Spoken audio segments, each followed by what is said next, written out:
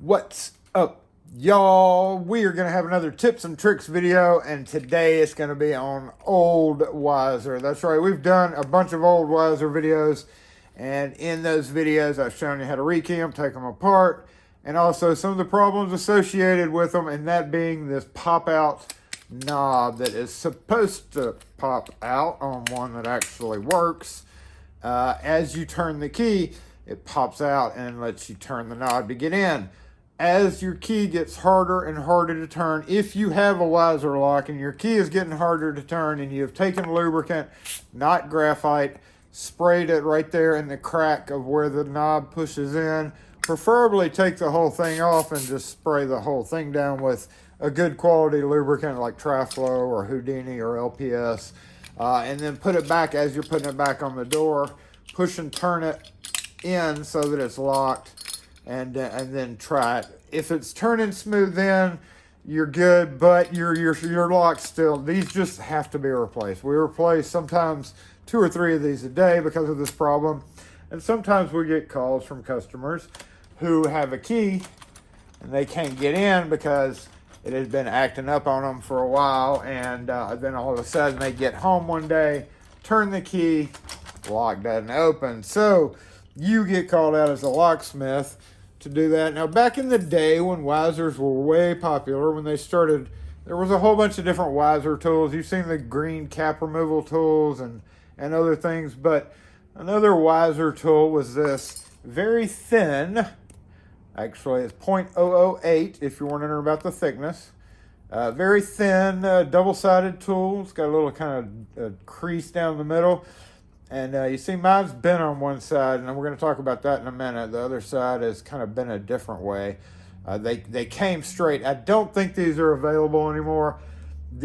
Pretty much, I believe the sole purpose of these was marketed for was not necessarily for what we're doing, but for ease of rekeying. This was like, if you get a Weiser Shim, they called them a Weiser Shim, you can just pop it off without having to unscrew the door knob to rekey it.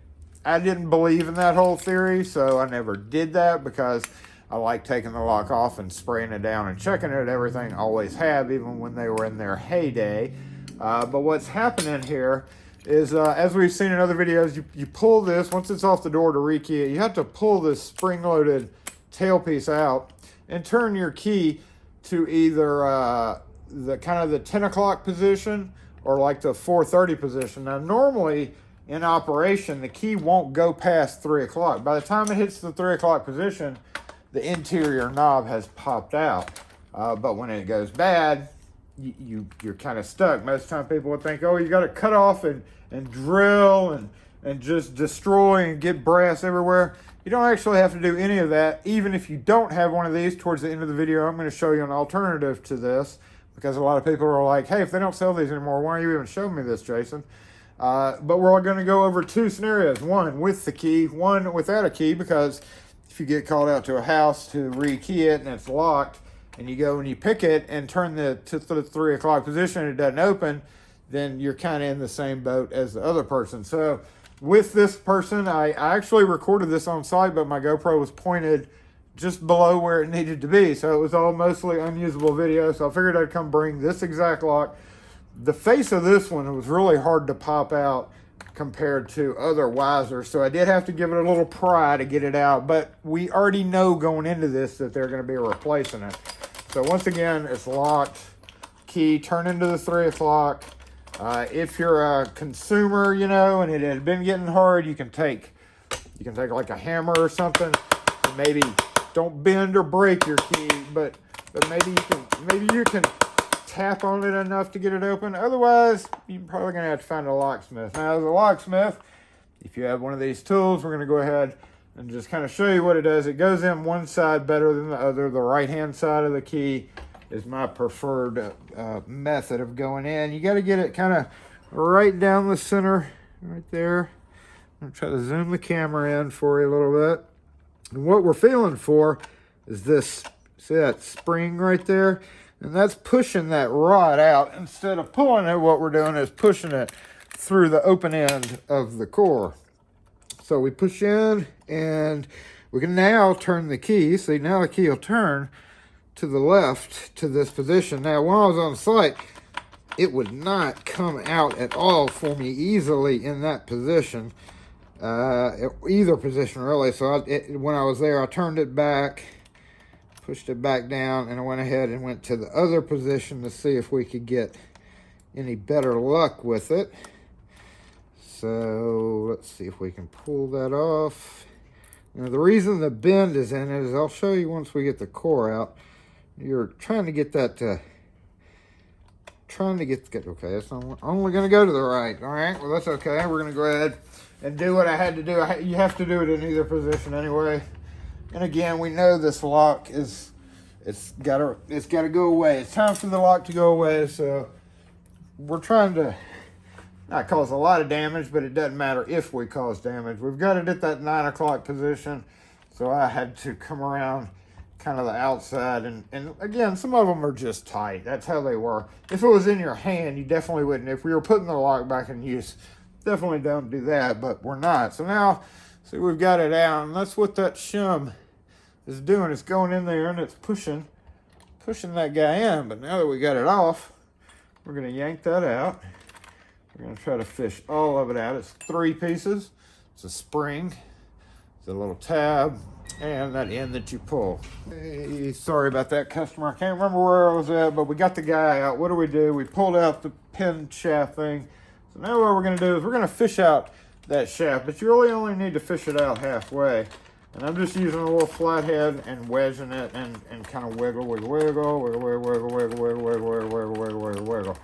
So we got the shaft totally out, but you know what? We need that shaft to turn the latch. So we're going to put it about halfway in and simply turn the shaft. And what that's doing, first of all, it gets you in. What that's doing is it's bypassing the locking portion by pulling it out. Once it clears this area, like we just did, the shaft can be turned freely and withdraw the latch. Now, in the case of the lost key situation, just like with any all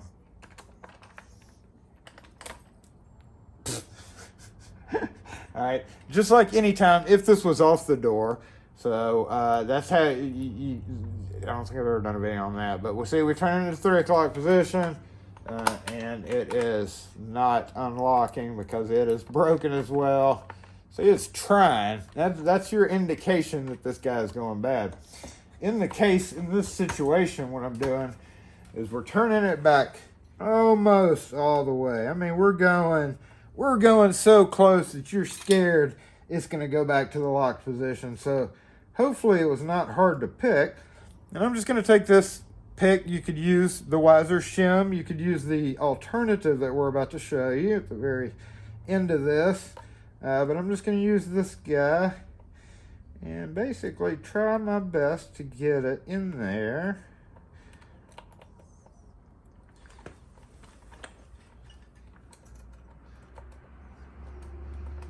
Because it whipped. Is my pick bent? I think my pick's bent. That's why it's not going straight down that keyhole. Okay, there we go. And I should be able to, if I get it in the right spot, I should be able to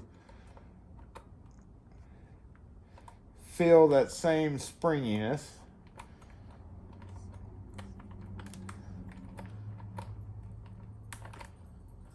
Okay, I may unpick this. Nope, I just unpicked this. All right, let's see what's going on here. Let's see what's going on here. Let's try that again. Fortunately, Weisers were one of the easier ones. Oh, there it goes again, to pick. So you are sometimes fairly lucky with that part of it. All right, so we're turning it, once again, we're turning it right back to, literally, if it was a clock face, like 12:05 is where we're going to. We're going to push in and then turn, and that's letting us turn it to that position where we're able to kind of wiggle and get it out. Yay, and see, that's exactly what we're doing there. Now, let's go ahead and put this guy back on, because I do want to show you the one Yep. Did I leave it in there? I did leave it in there. All right. The one alternative to this is putting this back on. So let's get this back in right there. Yep. Again, it's in pretty rough shape. There we go. Perfect. All right. So no Weiser Shim. We're pretending like it's on correctly, which it's not. You can do one of two things. You could grab, you all know what this is. This is a feeler gauge set. And if you scroll through these feeler gauges, you will find a 8, 9, 10. But what I have is I bought a long time ago. I bought some .10 brass that I can just take a little sliver off of. So I'm just going to grab a pair of scissors here. And we're going to hear my dogs in the background there. We're just going to cut us a little sliver off. Now, of course, it's going to curl up as I'm doing this. Boom. That's a little curly piece of metal, right? But you're going to lay this out on an anvil and straighten it up with a hammer and just kind of push and tap and push and tap. But we want it, you know, it can't be too wide, so we do need to trim off this kind of wide section right there. And that just leaves us with this thin piece of brass that hopefully we will be able to get down into the side with right there. Yep, went down the side. See if we can get any feeling in this. Now, of course, metal would be preferable to brass here. There we go. Because a little bit stronger. So if you run across Weiser a good bit, it might be a good idea to go ahead and get a piece of this made just right.